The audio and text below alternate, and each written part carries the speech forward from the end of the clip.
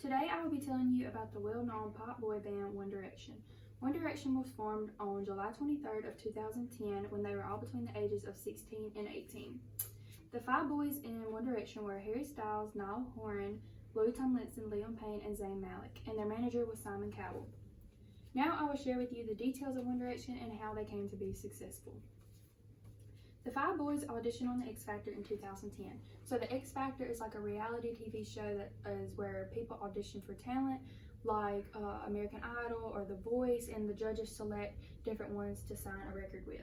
According to John Cunningham, in the boot camp stage they were told they wouldn't make it, which obviously wasn't true because they had 5 very successful years. Simon Cowell paired the boys together after hearing their solo performances. The solo performances were not that good because they were really young and the songs they sang just did not fit them, but Simon Cowell saw a vision, so he paired these 5 young boys together. And according to Emma Dodds, when they were paired together and they performed, they actually got 3rd in the finalist round on the X Factor. So after they all got together, the first thing they had to do was come up with a name. So Liam's dad actually suggested that their name be USP, short for Unique Selling Point.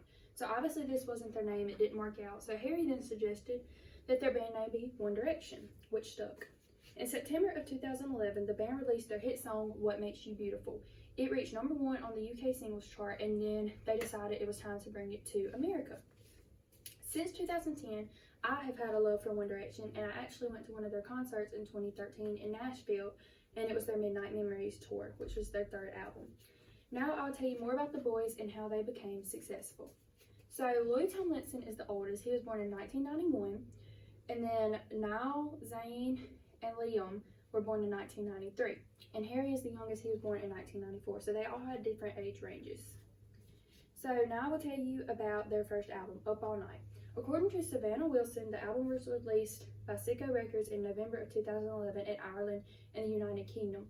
So they didn't release it in the United States right away either because they wanted to see how well it would do since it was their first album. By the end of 2012, the album was in the top 5 bestsellers in the US, and after this they released 4 more albums, Take Me Home, Midnight Memories, 4, and Made in the AM, which all did very well. And finally, I will tell you about Zayn Malik leaving the band and how this led to the band breaking up. According to Zach Johnson of E! News, Zayn Malik released a statement in 2015 saying that he just wanted to live the life of a regular 22-year-old man without having to deal with the responsibilities of traveling on tour. He just wanted to be with his family and paparazzi interviews. He got really bad stage anxiety when he would go to perform, so he just finally quit the band. This led to a breakup of the band.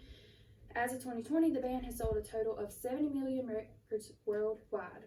While they are doing their own thing now, One D fans are still hoping for a reunion, but I don't see it happening because it's been so long and they all have their own careers now. Harry just finished his tour.